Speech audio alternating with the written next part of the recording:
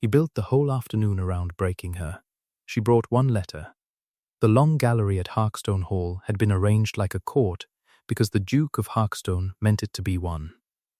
It was a raw March afternoon in Derbyshire, in the year 1817, and Sebastian Vane had summoned 40 of the finest names in 3 counties to his ancestral seat: magistrates, colonels, a bishop.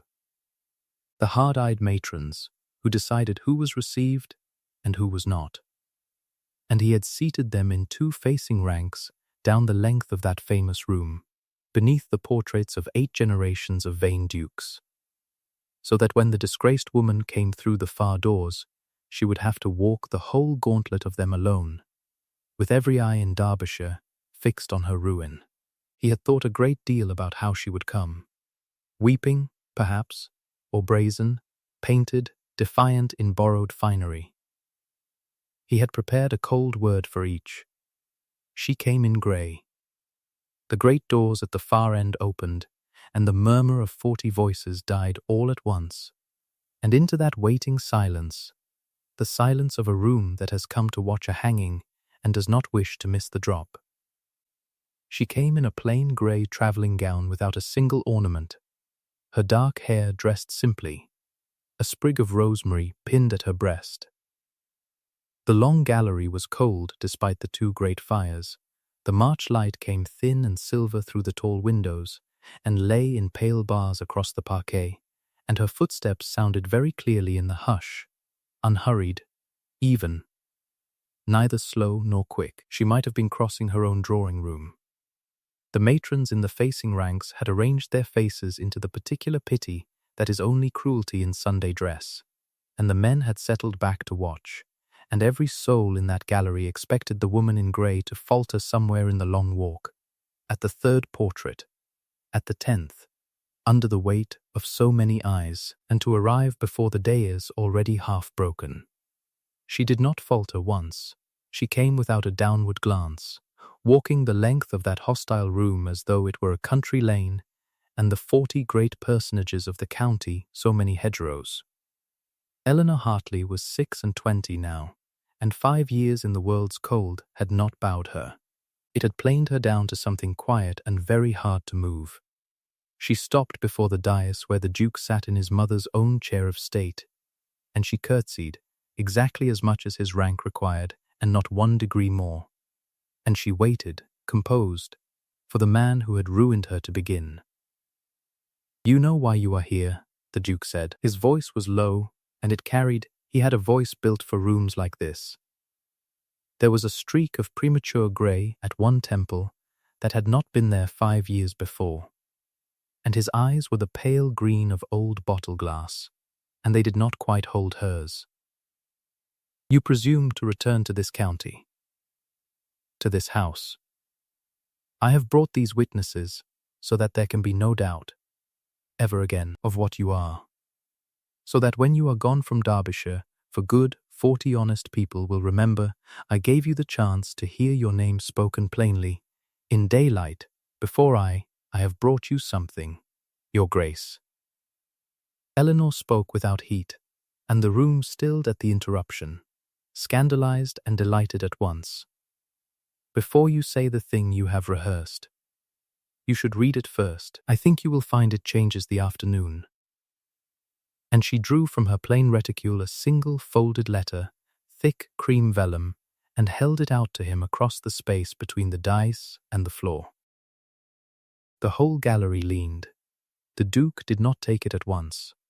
He looked at the letter, and then, because she was holding it up and he could not avoid it, he looked at her, truly, for the first time since she had entered, and his gaze snagged on the small grey-green sprig pinned at her breast. Rosemary, his mother's rosemary, of the exact kind that had grown along the south walk at Harkstone for 40 years and grew nowhere else in the county, the plant his mother had loved and that no one in the house had been able to look at since she died. Something moved across the Duke of Harkstone's controlled face, quick as a fish under ice, and was gone. But Eleanor had seen it, and the narrator will tell you the truth of it, For one unguarded half-second, the most powerful man in 3 counties had looked not like a duke about to crush a woman, but like a boy who had smelled his dead mother's garden and been ambushed by it. He took the letter. He broke the seal. He read perhaps 4 lines, and the color left his face. The great red wax seal hung from the bottom of the page on a ribbon, and as his hand fell, that seal turned in the light so the whole front rank of witnesses could see it. The royal arms, the lion and the unicorn, the crest of the crown of England, and a sound went through the gallery like wind through wheat. The bishop rose first, then a colonel, uncovering. Though a man wears no hat indoors, he took it off from instinct, from the old soldier's reflex before majesty. And then they were all doing it. All down the 2 long ranks, the men getting to their feet and baring their heads to the royal seal, so that the disgraced woman in grey now stood in a room where every powerful man in Derbyshire was standing bareheaded, and not one of them was standing for the Duke. That letter, Eleanor said quietly, into the enormous silence, is signed by the hand of His Royal Highness the Prince Regent, in the King's name. You may verify the seal at your leisure, Your Grace. His Royal Highness has been so good as to take an interest in my history. He was curious, when I entered his sister's household, why a gentlewoman of my education should be found in service abroad under a false name. I told him the whole of it. He formed his own opinion of the men of Derbyshire. She let that lie there a moment. Gleaming, terrible. I did not come here to be broken. I came to return something that was taken, and to see the account settled at last. Read the rest, Your Grace, and then we will talk about what you owe. What she had endured to earn that seal, and why she had come home to a house that had cast her out, and what precisely the Duke of Harkstone had done to a girl of 25 years before. None of that did she explain. Then she let the room burn with the not knowing. She had learned, in 5 hard years, exactly how much a silence is worth. He did not read the rest before them all. He was not so far broken as that. The Duke of Harkstone rose, and with a control that cost him visibly, dismissed his 40 witnesses, the audience he had built to destroy her, sent them out murmuring into the March cold, the whole county now carrying a different story than the one he had promised them. And when the great doors had closed and the gallery held only the 2 of them and the 8 generations of painted veins, he turned on her, and the cold mask came back down. "What do you want?" he said. It was not a question. Money, a settlement. Say the sum. You have humiliated me under my own roof. Well done, it was neatly done. I did not think you had it in you. Name your price and go. You did not think I had it in me, Eleanor repeated softly. No, you did not. That was always the trouble, Sebastian. You never once thought I had anything in me at all, until the day your cousin told you I was a thief, and then you found you could believe anything of me in an afternoon. The Christian name landed between them like a dropped glass. She had not called him Sebastian in 5 years. She had not been permitted to. Nothing. Do not, he said, low. Your mother was dying, Eleanor went on, and now the steadiness in her voice was the steadiness of a hand held very still over a wound. I sat with her 4 months. I read to her when the pain would not let her sleep. She called me her last friend in the world. You were away. You were always away those months. You could not bear the sick room. And the night she died, your cousin Crispin came to me in that room before her body was cold and told me the emerald parure was gone from her jewel case and that a housemaid had seen me at it, and that if I did not leave Harkstone by morning and swear never to speak your name again, he would see me hanged for theft and for hastening a duchess's death with laudanum. Her chin did not tremble, though it cost her. I came to you. I stood in front of you, where I am standing now, near enough. And I told you it was a lie, and I asked you, on everything we had been to each other that winter, to believe me 1 hour. And you looked at me the way you looked at me when I first walked in today, as though I were a stain on your floor. You said, do you remember what you said? Eleanor, his voice had gone to gravel. You said, I should have known what you were the day my mother took a shine to you. Her judgment always was poor in the end. Eleanor's mouth curved, not a smile. I have carried that sentence for 5 years, across 2 countries, through every cold room I slept in. It is a very durable sentence. It wore better than any coat I owned. The Duke of Harkstone stood among his ancestors and could not answer her. And there, in the collapse of his cruelty into something rawer, she saw the first crack in the man, saw that the cold was not the truth of him, but the lid he kept on the truth. And that under the lid was 5 years of a guilt he had never once let himself examine, because to examine it was to learn he had thrown away the one person who had loved his mother as he had. He had believed the lie in an afternoon, because the lie was easier than the sick room he had run from. And she, watching him understand that she knew it, understood in turn that she had come home holding 2 weapons, not one, the king's letter, and the far older knowledge of exactly where this man was soft. For she had not always been the woman in grey, and he had not always been the man in the chair of state. There had been a winter, the last one his mother lived to see, and it rose up now in the cold gallery, whether either of them wished it or not. It had snowed for a week without stopping that January of 1812, and the Dowager Duchess had been too ill to leave her rooms, and it had fallen to her companion, a clergyman's orphan of 21 with good French and a low-reading voice, to keep the long nights from swallowing her. Eleanor had brought cuttings of rosemary in from the south walk under the snow, and set them in water on the sill, because the Duchess said the green of it reminded her she was not yet in the ground. And one such night, past 11, the door had opened on a rush of cold air, and Sebastian Vane had come in still in his riding coat, snow melting in his dark hair, having ridden 9 miles in the dark because a groom had sent word his mother was low. You are letting the fire die, Miss Hartley, he had said, gruff, because he did not know how to be in that room, and covered it with fault-finding. Your mother cannot breathe when it is banked high, Eleanor had answered, not rising, not stopping her reading finger on the line. She told me she would rather be a little cold and awake than warm and stifled. If your Grace disagrees, your Grace may take it up with the Duchess. She is still, I am glad to say, entirely herself on the subject of who runs her sick room. From the bed his mother had laughed, a thin thread of a laugh, but a real one, the first in days, and said, You see, Sebastian, she does not curtsy to me, and she will not curtsy to you.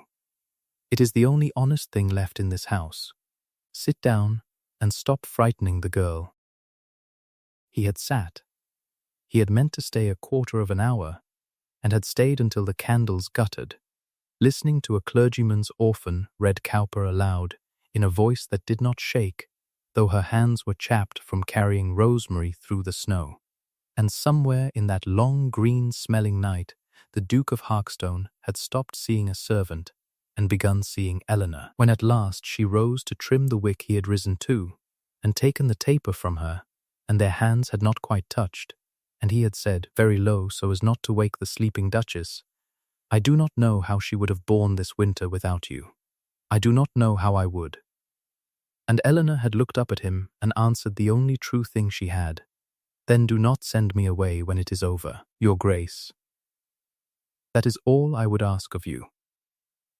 Whatever comes, do not send me away.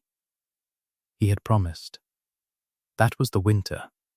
4 months later his mother was dead, and he had sent her away in an afternoon, on a liar's word, with a sentence about poor judgment, and both of them stood now in the gallery, remembering the promise and the breaking of it, and neither could look at the other for the weight of it. Before the county's carriages had cleared the Harkstone gates, and before you learn, as the Duke was about to, that the woman in grey held something more dangerous than a royal seal, there was a length of silence in that long gallery in which two people who had wronged and been wronged looked at each other across 5 years and found the distance had not made either of them stop feeling it. If a story of a reckoning that turns, against all sense, toward mercy is the kind that keeps you listening, stay, what she drew out next was not paper. "Why did you never use it?" the Duke said at last. He had crossed to the tall windows. He could not stand still. 5 years. If you had the Regent's ear, you had it long before today. You could have ruined me any month you chose. A word from that quarter and I would have been shunned at every door in England. The Duke who cast out an innocent gentlewoman, who let his mother's companion be driven abroad on a lie. You had that in your hand for years. Why come only now, and why give me even the hour of grace of reading it in private? He turned. You are not behaving like a woman who came for revenge. No, Eleanor agreed. I am not. And here was the thing that blew the afternoon open, the detonation she had been holding beneath the calm. She reached again into the plain reticule, and this time she drew out not the crisp royal vellum, but a worn and folded paper. Soft as cloth from 5 years of being carried. The ink faded, the creases nearly worn through, and the Duke of Harkstone knew that hand across the length of the gallery, knew it the way a man knows his own name. Because it was his mother's. She wrote this the morning of the day she died, Eleanor said, while you were riding somewhere you could bear to be. She made me promise not to give it to you in grief. Because grief, she said, makes a man believe the easiest thing, and she wanted you to have it when you could think. Eleanor's voice finally, at the last, was not quite steady. I could not give it to you at all, after what you said. So I kept it. I told myself I kept it to punish you. I have had 5 years to learn that I kept it because it was the last of her, and because I could not make myself destroy the last true thing she asked of me, even for you, even against you. She held it out, the second letter, the real one. She knew, Sebastian, she knew who took the emeralds. She names him in there.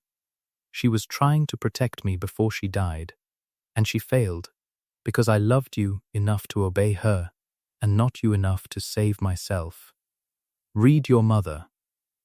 Then decide what you owe, and to whom. He crossed the room. He was not breathing well, and when their hands met over that soft worn paper, his fingers closed not on the letter, but, for one instant, over her whole hand, and neither of them moved to end it. They stood in the grey March light with 5 years and a dead woman's letter between their joined hands, and it would have taken nothing, less than nothing, 1/2 step, for the whole ruinous distance to close. She could feel how little it would take, and so could he, and the terrible arithmetic of it held them both fixed where they stood.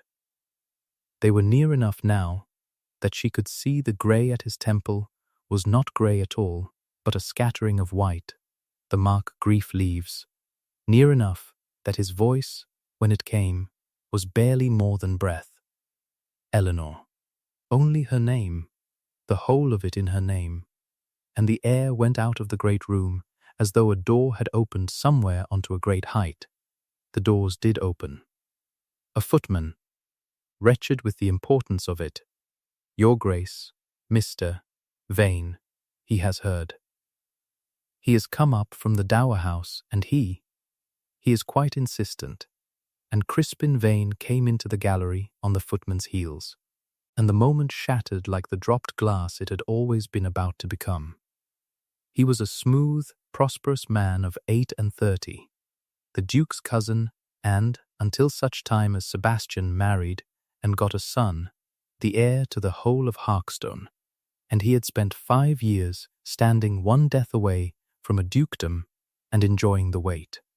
He took in the scene with a single flick of his pale eyes, the two of them close, the worn letter, the royal vellum on the table with its seal catching the window light, and Crispin Vane, who had destroyed a girl of 21 to keep his place in the succession, understood in half a heartbeat that his place in the succession was walking out the window, and he did what such men always do. He smiled, and he reached for the nearest weapon. "Sebastian, thank God, before you make a spectacle of yourself." He came forward all warmth and reason. "The whole county is buzzing that this person has produced some paper she claims is royal. Cousin, use your sense. A disgraced woman vanishes abroad for 5 years and returns with a letter no one can verify. Bearing a seal any clever forger in Antwerp will sell you for 10 guineas? She has gulled you once with a pretty face. Do not let her gull you twice with a lump of red wax. That letter is a forgery, and I will stake my name on it, and when it is exposed as one she will hang for it, as she should have hung 5 years ago." It was expertly done, and it very nearly worked, for the Duke had just been handed his dead mother's voice and could not yet think, and the accusation of forgery was exactly frightening enough, because if it were true, Eleanor had committed a capital crime, that the old habit rose up in the room. The old easy readiness to believe the worst of the woman in grey. Sebastian looked at the royal seal, and for one cold moment the doubt crossed his face. The same doubt that had cost her everything once before.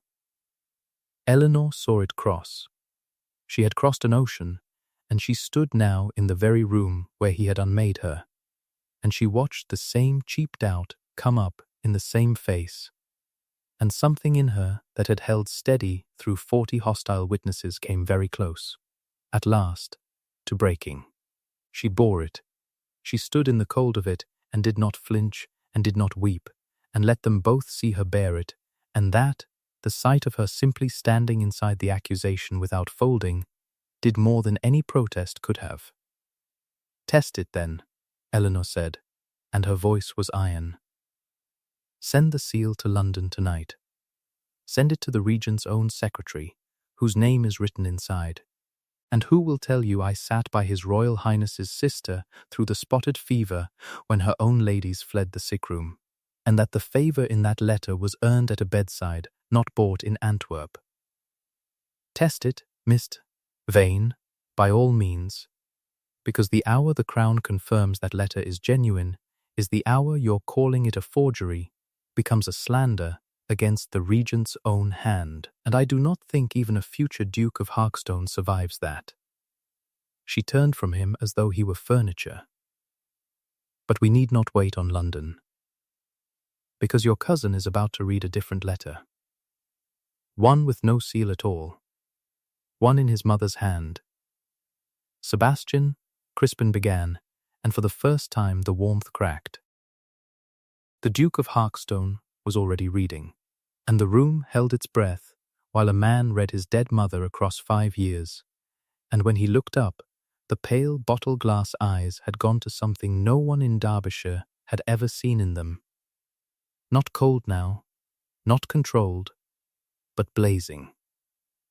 "She writes," Sebastian said, and his voice was very quiet, which was somehow worse than shouting, that she woke in the night and saw Crispin at her jewel case, that she said nothing, being weak, and watched him take the emeralds and go, that she feared he would lay it at Eleanor's door, Eleanor being the only one who might inherit her regard and thereby threaten his expectations.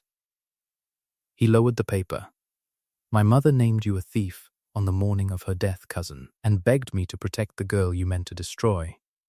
And I," his jaw worked, "I did the opposite, in an afternoon. Because you told me an easier story, and I was a coward who wanted an easy story." "That is the raving of a dying woman full of laudanum," Crispin said, but the smoothness was gone, and his eyes had begun to move toward the doors. They did not reach the doors, for the last piece of it walked in on her own 2 feet, old Mrs. Pettifer, the housekeeper who had served the Dowager Duchess 40 years, brought up from the kitchens by the same footman who had learned, as servants always do, exactly which way the wind had turned. She was 70 and frightened, and she loved the dead Duchess more than she feared the living heir. And she stood in the door of the long gallery and said, in a voice that shook and did not stop, "I saw it too, Your Grace. I always saw it. Mr. Crispin sold the emeralds to a Jew broker in Sheffield, that Michaelmas. I know because my own nephew drove the gig, and I have been ashamed every day of my life that I held my tongue while that good young woman was sent away. I'll swear it before any magistrate you like. I should have swore it 5 years ago. And that was the moment the account came due. That was the moment the Duke of Harkstone crossed his own gallery, took his cousin by the collar of his fine coat in front of the housekeeper and the footman and the 8 generations of painted veins, and threw open the doors himself. Because outside, in the great hall, a good number of the county's 40 had not yet called for their carriages, being far too curious to leave, and so it was before witnesses after all, exactly as Crispin had once arranged for Eleanor, that Sebastian Vane said, "You will leave this house within the hour. You will sign a full confession before you go, or I will hand my mother's letter and Mrs. Pettifer's oath and the weight of the Crown's interest to the assizes, and you will hang cousin on the exact scaffold you built for her. You have until the clock strikes to choose which door you leave by." He released him, "And you will remove your hat in this lady's presence before you go. Every man in this hall already has." The county watched Crispin Vane's hand shake as he took off his hat to the woman in grey. It was Eleanor who ended it, and she ended it not with triumph, but with the thing the whole long afternoon had been aching toward. She stepped past the ruined man, as though he had already ceased to exist, and she went to the Duke, and before all of them she said the words she had crossed an ocean carrying. "Stop. Stop looking as though you must now spend the rest of your life apologizing to me. You cannot give me back the 5 years, and I will not spend the next 5 watching you try. I did not come home to make you grovel, Sebastian. I came home because your mother asked me to bring you her letter when you could think, and because I wanted to look at you once more and know whether there was still a man under the Duke, or whether I had spent 5 years grieving someone who was already gone." Her voice gentled and steadied and became the truest thing in the room. "Tell me plainly, and I will believe you, because I have never once lied to you and I know the sound of it. Is there a man in there still?" And the Duke of Harkstone, before the county that had come to watch him break her, went down on one knee to the disgraced woman in grey. "There is almost nothing left of him," he said, unashamed of the wet on his face, "and what there is yours, and has been since the winter you read to my mother in the dark. I have no right to ask you for a single thing. So, I will not ask. I will only tell you the true sentence, the one I should have said 5 years ago, and was too great a coward to say. I know exactly what you are. Eleanor Hartley. I always did.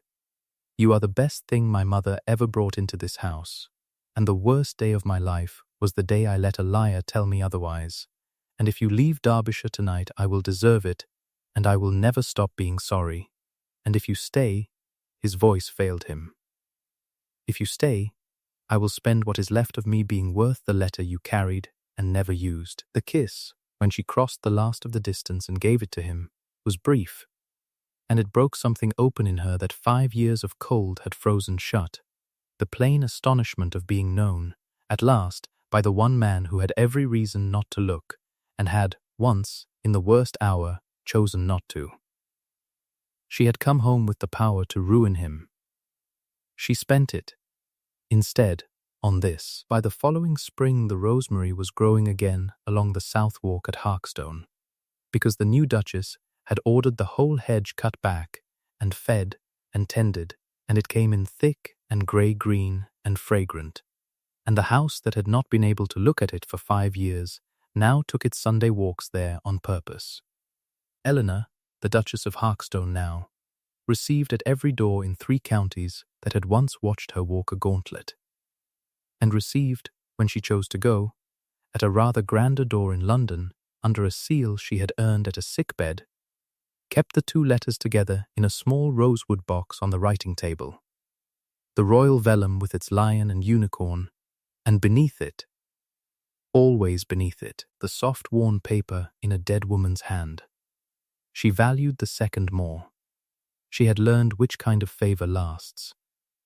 Crispin Vane signed his confession before the clock struck, and chose the quiet door, and took a modest passage to Canada with a modest allowance the Duke had no legal duty to grant him, and granted anyway, for his mother's sake, on the sole condition that the man never again set foot in England, and the last anyone in Derbyshire heard, he was keeping accounts for a timber concern in Montreal, hatless in the cold, 1 death further than ever from a dukedom that would now, God willing, pass to a child of Eleanor's own.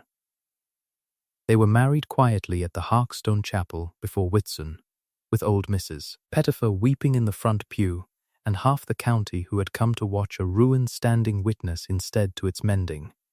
For the world, which had been so ready to believe the worst of the woman in grey, proved just as ready to boast, afterward, that it had always known there was something remarkable in her.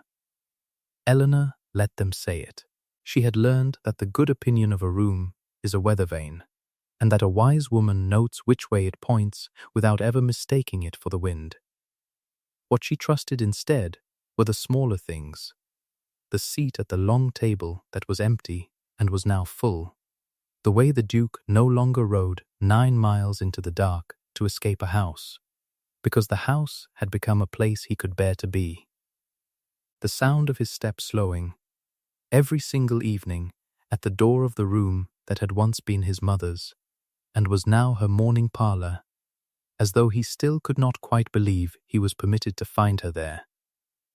That was the spring, too, that Sebastian found her one bright morning on the South Walk, with a sprig of his mother's rosemary, turning in her fingers. And he did not speak, and neither did she. He only took the sprig, and pinned it at her breast where it had been the day she walked into his gallery to hand him the letter that saved them both, and folded her hand in his among the grey-green fragrance his mother had loved. And the Duke and Duchess of Harkstone stood a long while in the garden of the dead, in the warm remembering light, and were, for the first time in the tale, and for a great many quiet years after it, entirely at peace.